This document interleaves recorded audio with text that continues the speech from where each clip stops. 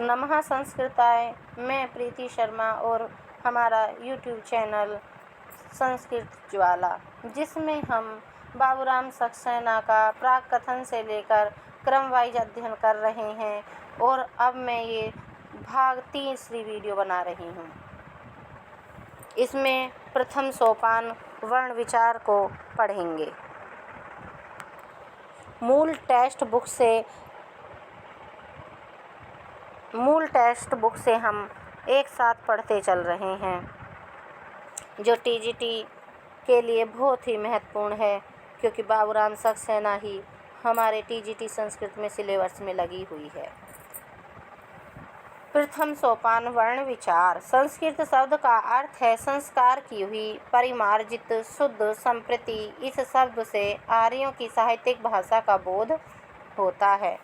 यहाँ से क्वेश्चन बनता है कि संस्कृत कैसी भाषा है, तो परिमार्जित, शुद्ध,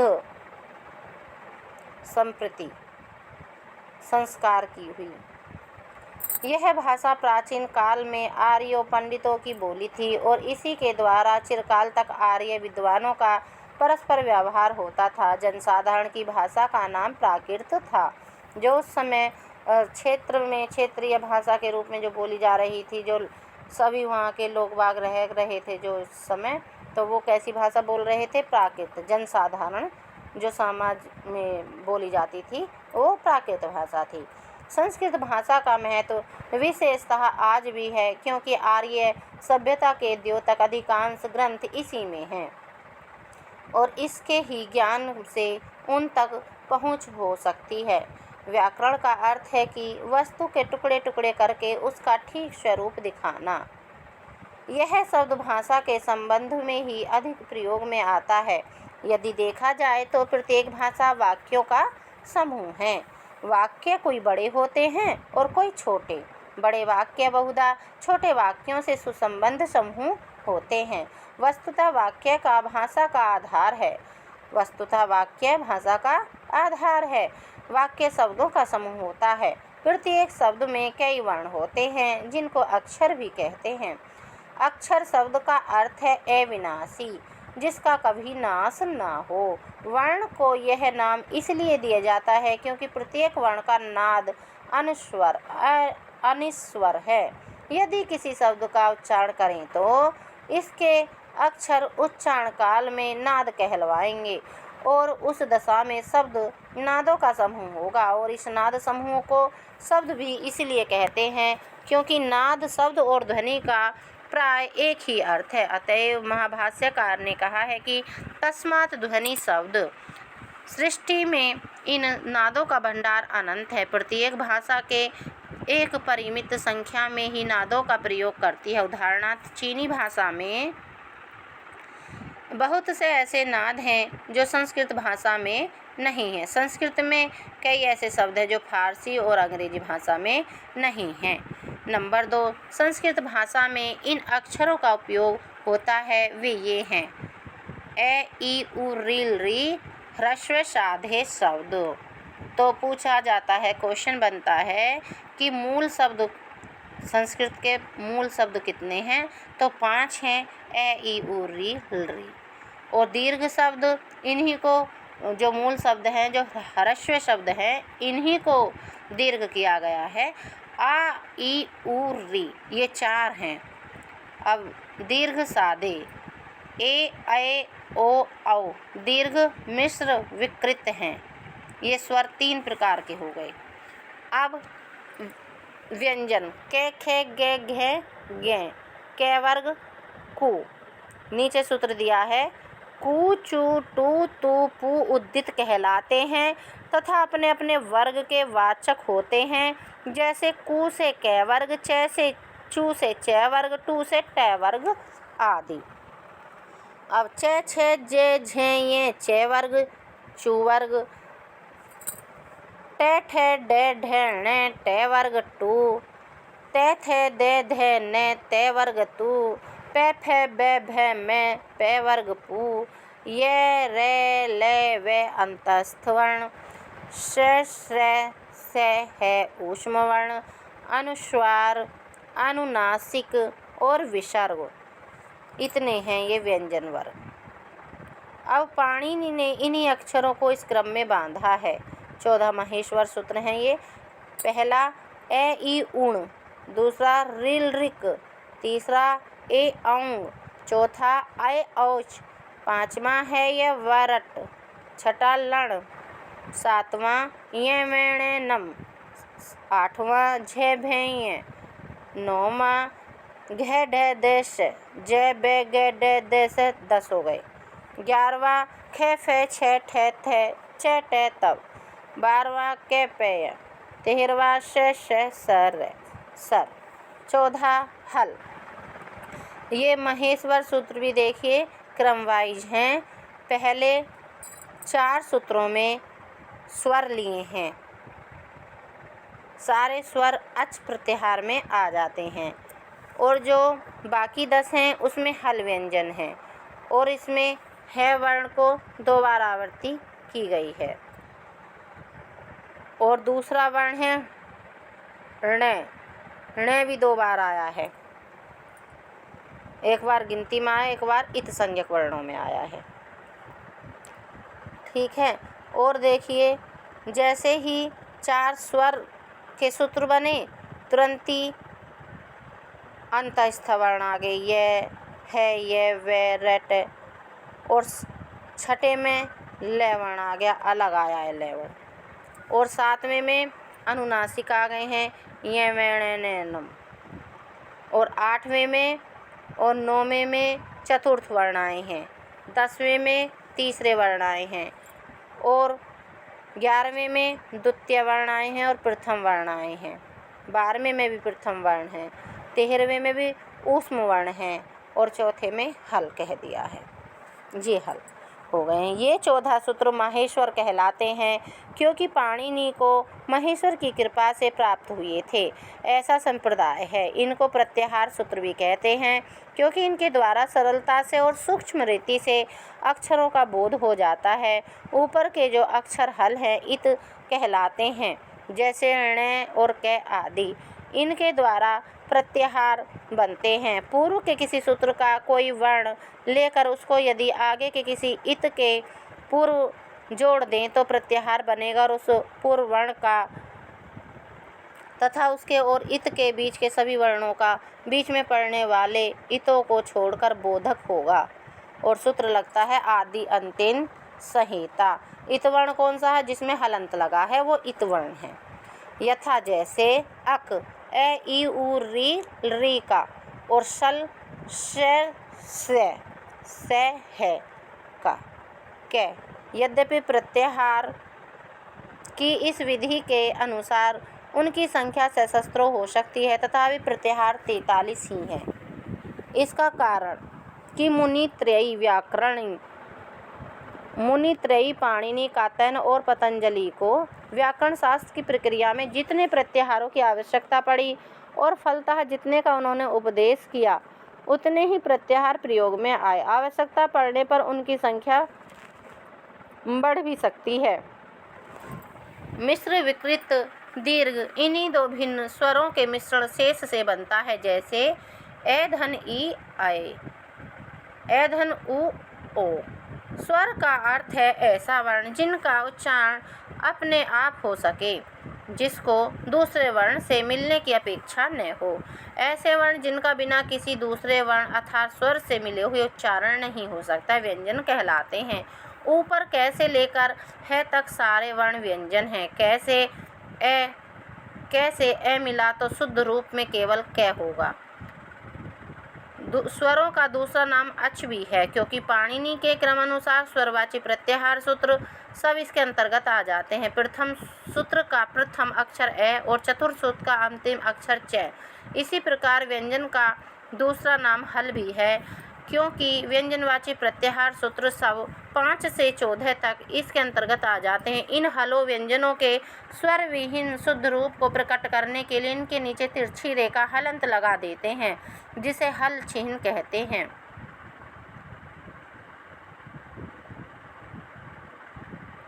अब इसमें जो देखिए, हाँ, मुख नासिका, नीचे जो सूत्र दिए गए हैं उन्हें देखिए। मुख नासिका वचनों अनुनासिक, तो इसकी व्याख्या है उद्दीतों के पंचम वर्ण अर्थात मुख नासिका वचन कौन से हैं? ये, गे, ये, ने, में को भी अनुनासिक कहते हैं क्योंकि इनका उच्चारण मुख और नासिका दोनों से होता है, तो इन्हें अनुनासिक वर्ण भी कहते हैं और इन्हें पंचम वर्ण भी कहते हैं। अब दूसरा देखिए, उ, कालो, ह्रस्व, दीर्घ, प्रलुप्त। स्वर 3 प्रकार के होते हैं, ह्रस्व, दीर्घ, सादे और मिश्र विकृत और प्रलुप्त। अब आगे चलते हैं। स्वर के उच्चारण में यदि एक मात्रा का समय लगे तो वह ह्रस्व जैसे ए, यदि 2 मात्रा का समय लगे तो दीर्घ जैसे आ। मिश्र विकृत स्वर दीर्घ होते हैं और यदि 3 मात्रा का समय लगे तो प्रलुप्त जैसे ओम। इस अंतिम प्रकार के स्वर का प्रयोग प्राय पुकारने में होता है, जैसे राम, किसी को दूर से आवाज लगाई जाती है। ख, उच्चारण के अनुसार देखिए इसमें सूत्र लगा है, एक मात्र भवेत् ह्रस्वो, द्विमात्रो दीर्घ उच्यते, त्रिमात्रस्तु प्रलुप्तो, ज्ञेयो पंचम च अर्धमात्रकम। उच्चारण के अनुसार ही उन्हीं स्वरों के 3 भेद हैं, उदात्त, अनुदात्त और स्वरित। तो इसके लिए क्या लगा है? उच्चई उदात्तः, निच्चई अनुदात्तः, समाहारः स्वरित। उच्चारण स्थान के उच्च अंश से उच्चरित स्वर उदात्त, नीचे से अनुदात्त और दोनों से स्वरित कहलाता है। जो हमारे गले का कंठ क्षेत्र है, जो इससे ऊपर का, तो उसे ऊंचे वाले को तो कहते हैं उच्चई, तो ये उदात्त स्वर बोले जाते हैं। और जो कंठ प्रदेश से नीचे का भाग है मूर्धन्य से, तो उसे अनुदात्त, और दोनों के मिश्रण से जो बोला जाता है उसे स्वरित कहते हैं। अब देखिए, सभी स्वर फिर 2 प्रकार के होते हैं। एक तो अनुनासिक होते हैं जिनमें नासिका से भी उच्चारण में कुछ सहायता ली जाती है, यथा जैसे ए, आ, ए, ऐ आदि। और दूसरे अनुनासिक अर्थात सादे, यथा जैसे ए, आ, ए, ऐ आदि। और व्यंजन देखिए, व्यंजन की परिभाषा दी है, काद्यो मावसानः स्पर्शः, यर्लवः अंतःस्थः, शशः ऊष्माणः। व्यंजनों के भी कई भेद हैं, कै से लेकर मैं तक व्यंजन स्पर्श कहलाते हैं। इनमें कै वर्ग आदि 5 वर्ग हैं। यरेलेवे अंतस्थ हैं अर्थात स्वर और व्यंजन के बीच के हैं, इन्हें अर्ध स्वर भी कहते हैं। श देखिए, स सलगम तालु सकार है और स षटकोण वाला मूर्धन्य सकार है और ये स सपेरा दंती सकार है। ये चारों ऊष्म वर्ण हैं, अर्थात इनका उच्चारण करने के लिए भीतर से जरा अधिक जोर से सांस आनी पड़ती है, इनके लिए सांस थोड़ी तेज लानी पड़ती है। विसर्ग को वस्तुतः एक छोटा है समझना चाहिए। यह सदा किसी स्वर के अंत में आता है। यह स और र का एक रूपांतर मात्र है, किंतु उच्चारण की विशेषता के कारण इसका व्यक्तित्व अलग है। यह जिस स्वर के पश्चात जुटा होगा उसी का उच्चारण स्थान से उच्चरित होगा। क और ख के पूर्व कभी कभी अर्ध विसर्ग सा उच्चारण के प्रयोग में आता है, जैसे अर्ध विसर्ग का ये चिन्ह बना है, इस चिन्ह द्वारा व्यक्त करते हैं और इसकी संज्ञा जिह्वा मूल्य बताते हैं। इसी प्रकार प और फ के पूर्व वाले विसर्ग नाद को उपधैमानीय कहते हैं और उसी अर्ध विसर्ग चिन्ह से व्यक्त करते हैं।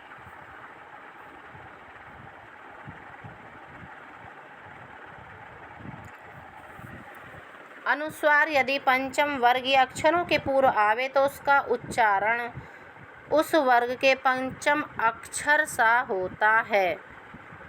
यदि अन्यंत्र आवे तो उसका एक विभिन्न ही केवल नासिका से उच्चारण होता है। इसका कारण इसका व्यक्तित्व भी अलग है। अब देखिए व्यंजन तो उससे पहले नीचे सूत्र दिया है वर्गाणाम प्रथम तृतीय पंचमा यण च अल्प प्राणः वर्गाणाम द्वितीय चतुर्थौ सल च महाप्राणः। तो व्यंजनों का एक भेद अल्प प्राण और महाप्राण भी किया जाता है। जिनके उच्चारण में कम श्वास की आवश्यकता होती है वे अल्प प्राण, और जिनके उच्चारण में अधिक की आवश्यकता होती है वे महाप्राण होते हैं। वर्गों के प्रथम तृतीय और पंचम वर्ण 135 तथा अंतस्थ अल्प प्राण हैं तथा शेष अर्थात वर्गों के द्वितीय और चतुर्थ तथा ऊष्म महाप्राण हैं। नंबर 3, उच्चारण करने का उपाय यह है कि अंदर से आती हुई सांस को स्वच्छंदता से न निकालकर उसे मुख के अवयव विशेषों से तथा नासिका से विकृत करके निकाला जाए। इस प्रकार के उत्पन्न होने से करने से नासिका तथा मुख के भाग प्रयोग में आते हैं। विकार के कारण ही नादों में भेद पड़ जाता है। जिन जिन अवयवों से विकार उत्पन्न किया जाता है उनको नादों का स्थान कहते हैं। हमारे वर्णों के स्थान इस प्रकार हैं। अब देखिए एक एक नीचे से सूत्र पढ़ते रहेंगे और ऊपर बताते रहेंगे। अहाकु विसर्जनीयानाम कंठः ए आ विसर्ग कै खे गे घे ञ कंठ। ई चुय सानानाम तालु इ ये चे छे जे झे ञ से तालु।